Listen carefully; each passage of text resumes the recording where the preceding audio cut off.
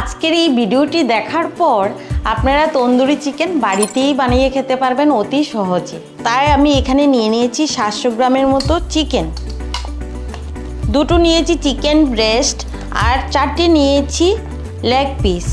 এখন এগুলোকে আমি দাগ দিয়ে নিচ্ছি যাতে ভালোভাবে মশলাটা ঢুকে যায়।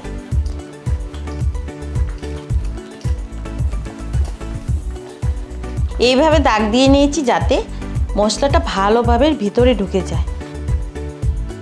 এখন মেরিনেটের জন্য একটা বাটিতে নিয়ে নিচ্ছি, মেরিনেটে দিয়ে দিচ্ছি আদা রসুন পেস্ট 1 চামচ আর কিছুটা লেবুর রস,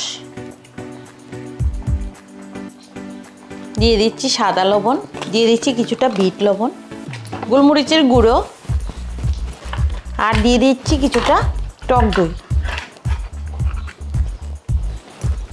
এবার ভালো করে মেখে 30 মিনিটের জন্য রেস্টে রেখে দেব। ভালোভাবে মাখাতে হবে।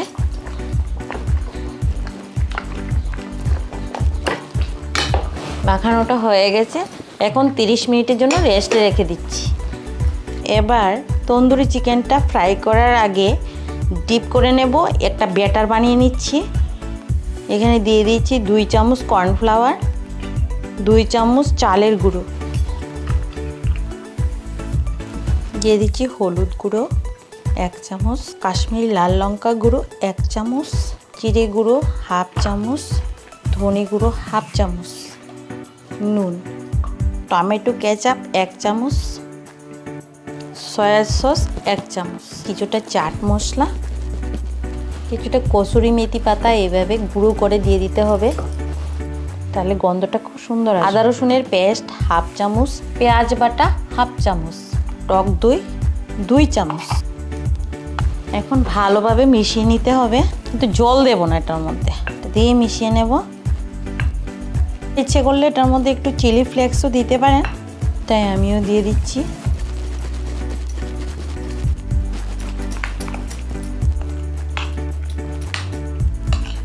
আর দিয়ে দিচ্ছি সামান্য একটু সাদা তেল, আপনারা ইচ্ছে করলে বাটারও দিতে পারেন।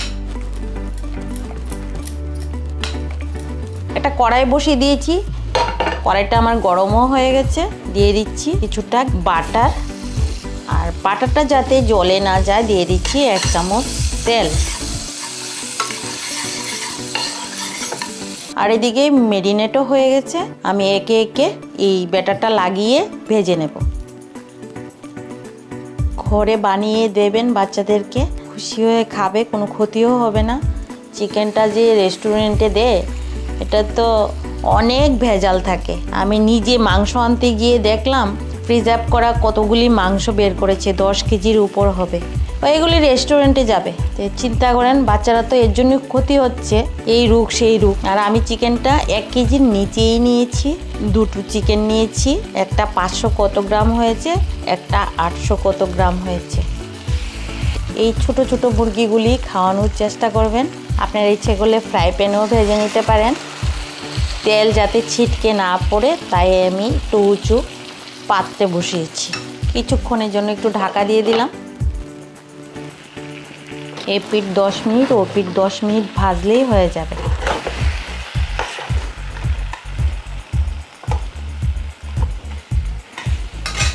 আবারও কিছুক্ষণের জন্য ঢাকা দিয়ে দিলাম।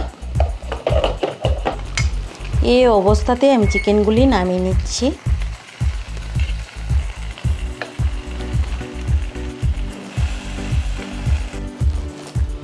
এরকম একটা গ্রিল স্ট্যান্ড বসিয়ে একে একে ছেঁকে নেব।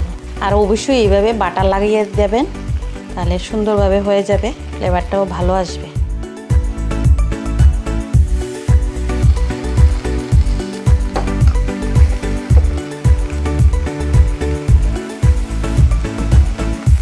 হয়ে গেছে, আমি এখন নামিয়ে নিচ্ছি। এগুলোও দিয়ে দিচ্ছি,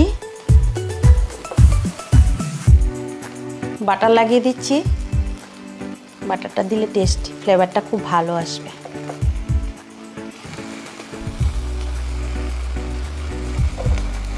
এইভাবে বারবার ব্রাশ করে দেবেন বাটার। একে একে নামিয়ে নিচ্ছি।